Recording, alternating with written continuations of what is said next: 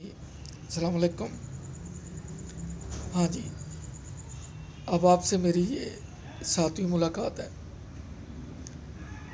اس کا آغاز میں شیخ سعدی ان کے ایک واقعے سے کروں گا کہ شہد کی مکھی کی دوستی برڈ سے ہو گئی، جسے ہم پنجابی میں بھونڈ کہتے ہیں، جو اکثر آپ کو گندگی کے ڈیروں پہ بیٹھا نظر آتا ہے۔ تو شہد کی مکھی کے ساتھ اس کی دوستی ہو گئی، تو اس نے اس کا حال احوال پوچھا۔ ظاہر ہے وہ نرم مزاجوں والی تھی۔ اس نے کہا ایسے کرو، تم میرے ساتھ جہاں میں جاتی ہوں وہاں جایا کرو۔ وہ کہنے لگا چلو ٹھیک ہے۔ اس نے کہا کل تم فلاں فلاں باغ میں آ جانا، ہماری تمہاری ملاقات وہیں پہ ہوگی۔ وقت مقررہ پر وہ برڈ یعنی وہ پونڈ وہاں پہ پہنچ گیا۔ شہد کی مکھی اسے گیندے کے پھول پہ لے گئی۔ اس نے کہا ذرا دیکھو سونگھو خوشبو کیسی ہے۔ کہتا کچھ بھی نہیں۔ پریشان ہو گئی۔ پھر اسے گلاب کے پھول پہ لے گئی۔ کہتی ہے اب بتاؤ۔ کہتا ہے کچھ بھی نہیں۔ شہد کی مکھی پریشان ہو گئی۔ وہ کہنے لگی شاید اس کی طبیعت ٹھیک نہیں۔ اس نے کہا ایسے کرنا کل پھر آنا، کل میں تم کو ایک نئی جگہ لے کے جاؤں گی۔ وہ کہنے لگا ٹھیک ہے۔ اگلے دن مقررہ باغیچے میں وہ دونوں پہنچ گئے۔ شہد کی مکھی پھر اسے چنبیلی کے پھول، گیندے پہ پھول، گلاب کے پھول پہ لے کے گئی، لیکن اس کا جواب وہی کل والا تھا۔ شہد کی مکھی بڑی پریشان ہوئی۔ اس نے کہا چلو اس سے میں پوچھوں کہ یہ مجھ سے پہلے، میرے پاس آنے سے پہلے یہ کدھر کدھر جاتا ہے، اس کی ایکٹیویٹیز کیا ہیں۔ تو شہد کی مکھی نے اسے پوچھا کہ بھائی مجھے یہ بتاؤ کہ میرے پاس آنے سے پہلے تم کہاں ہوتے ہو۔ اس نے کہا وہی گند والے ڈھیر پہ، کوڑے والے ڈھیر پہ، میرا اوڑھنا بچھوڑنا تو وہی ہے۔ شہد کی مکھی سمجھ گئی، اسے سمجھ آ گئی، وہ سمجھدار تھی۔ اس نے کہا جو 24 گھنٹے میں سے 20 گھنٹے کوڑے کے ڈھیر پہ بیٹھے گا اسے خوشبو کہاں سے آئے گی۔ A man is known the society which he keeps. آدمی کا پتہ چلتا ہے کہ وہ کن لوگوں کے ساتھ اٹھتا بیٹھتا ہے۔ کبوتر کبوتروں کے ساتھ اٹھتے ہیں، کوے کووں کے ساتھ اٹھتے ہیں، بکریاں بکریوں کے ساتھ گھومتی ہیں، کتوں کے ساتھ نہیں گھومتی۔ جس طرح کی آپ کی صحبت ہوگی، جس طرح کے لوگوں کے پاس آپ کا اٹھنا بیٹھنا ہوگا، آپ کا رہن سہن ہوگا، انہی کا رنگ آپ پہ چڑھے گا۔ اور میں یقین سے کہتا ہوں،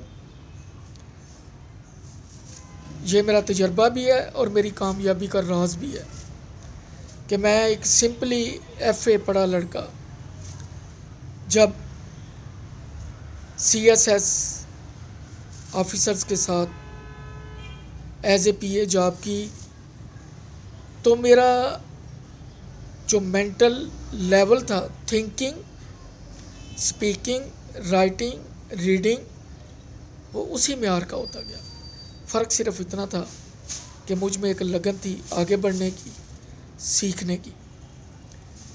جو عام اس وقت میرے ہم عمر لڑکے تھے یا مجھ سے سینئر تھے، ان کو صرف آ کے حاضری لگانا اور ٹائم پاس کرنے سے مطلب ہوتا تھا، لیکن میرا مقصد آگے بڑھنا ہوتا تھا۔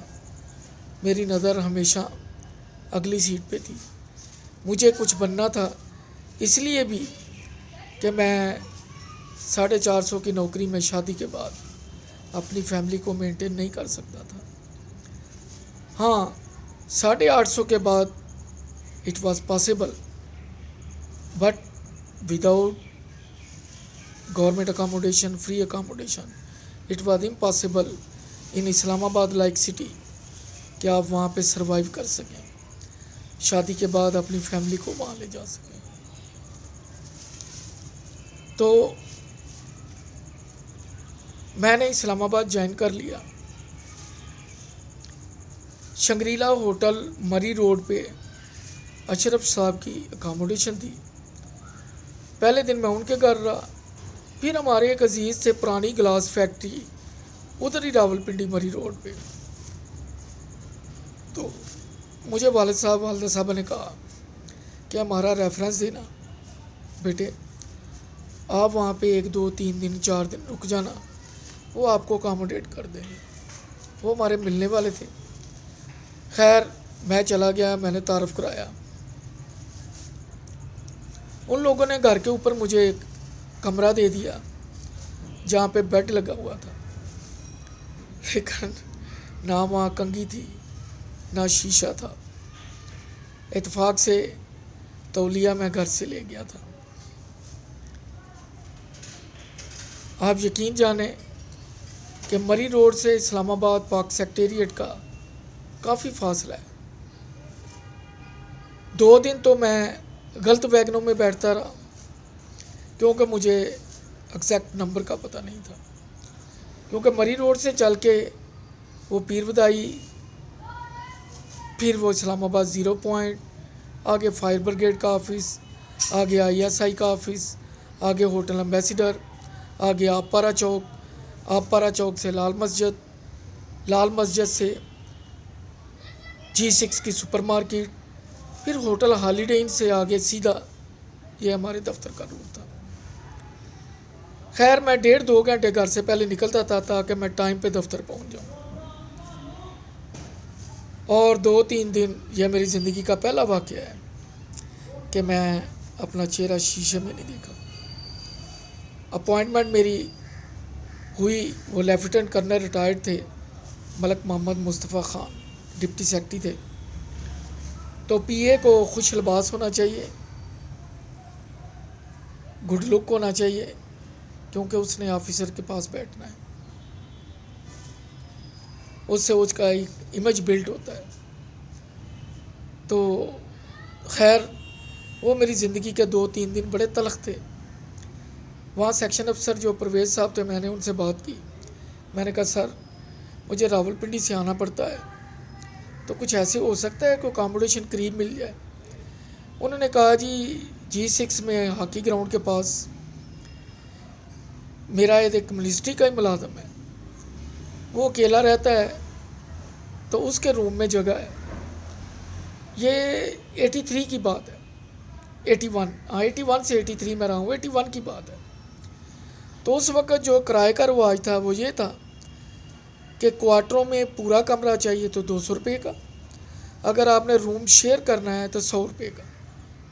اس وقت 100 روپے کی بہت ویلیو ہوتی تھی. خیر اس لڑکے سے میری پرویز صاحب نے ملاقات کرائی. اس نے کہا جی آپ چھٹی کے وقت میرے ساتھ چلے جانا، میں آپ کو اپنا کوارٹر بھی دکھا دوں گا، آپ راستہ بھی دیکھ لینا، اور اگر رہنا ہوا تو رات میرے پاس ہی رہنا، نہیں تو کل سے آپ میرے پاس آ جانا. خیر میں وہاں چلا گیا، کمرہ مجھے پسند آ گیا. وہ B ٹائپ کوارٹر تھا. اسلام آباد میں C ٹائپ کوارٹر ہیں، B ٹائپ ہیں اور A ٹائپ ہیں. C ٹائپ میرا PN وغیرہ فراش کو ملتے ہیں، B ٹائپ کلرکوں وغیرہ کو ملتے ہیں، اور جو C ٹائپ ہے وہ اسسٹنٹ وغیرہ سپریڈنٹ ان کو الاٹ ہوتے ہیں. اب مسئلہ پڑ گیا چارپائی کا. تو میرے ایک دوست ہوتے تھے، اللہ جنرل نصیب پر فوت ہو گئے ہیں. ان کی سسٹر وہ G6 میلوڈی چوک میں وہاں پہ ان کی اکاموڈیشن تھی. میں نے کہا چلو یہاں ٹرائی کرتے ہیں. میں ان کے پاس گیا, اپنا تعارف کرایا. انہوں نے مجھے پہچان لیا, بڑے خوش ہوئے. انہوں نے کہا جی اگر آپ رہنا چاہتے ہیں تو ہفتہ 10 دن ہمارے پاس رہیں. میں نے کہا نہیں, میرا اکاموڈیشن کا بندوبست ہو گیا ہے. مجھے کہتے ہوئے شرم آ رہی تھی. انہوں نے خود ہی کہہ دیا, کہتے ہیں اگر, کیونکہ وہ جانتے تھے اسلام آباد کے حالات کیسے ہیں, یہاں لوگ کیسے رہتے ہیں.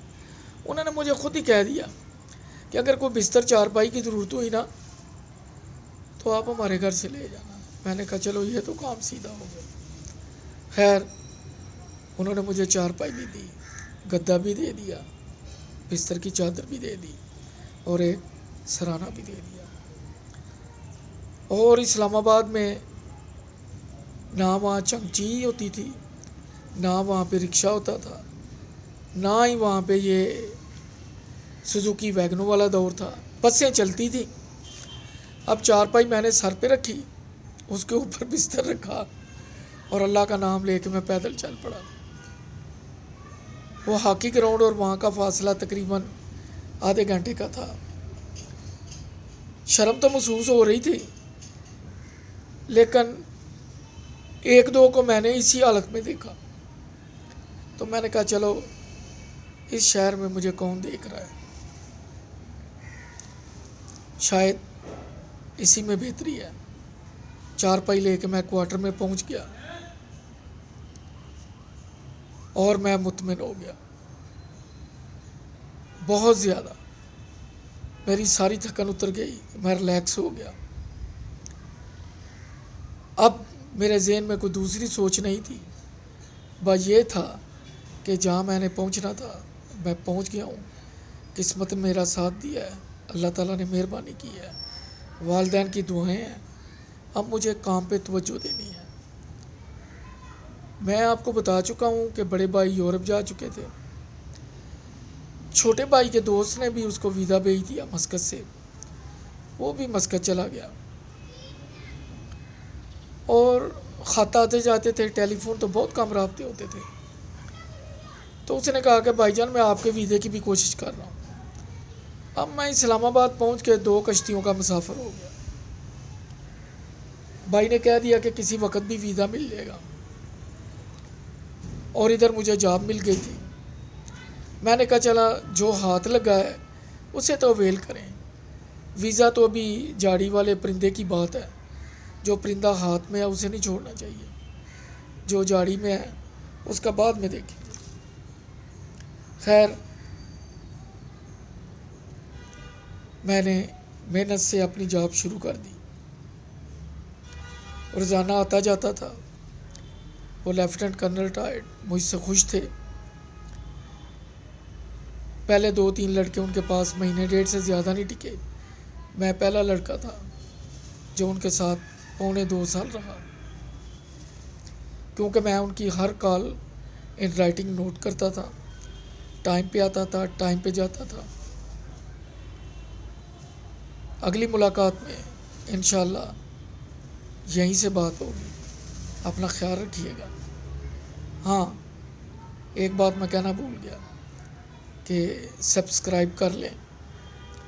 یہ سفر آگے بڑھ رہا ہے, اور انشاءاللہ اس سفر میں آپ کی ملاقات مجھ سے تو رہے گی, لیکن زندگی کی تلخ حقیقتوں, سچائیوں, ان سے بھی آپ کی ملاقات جاری و ساری رہے گی.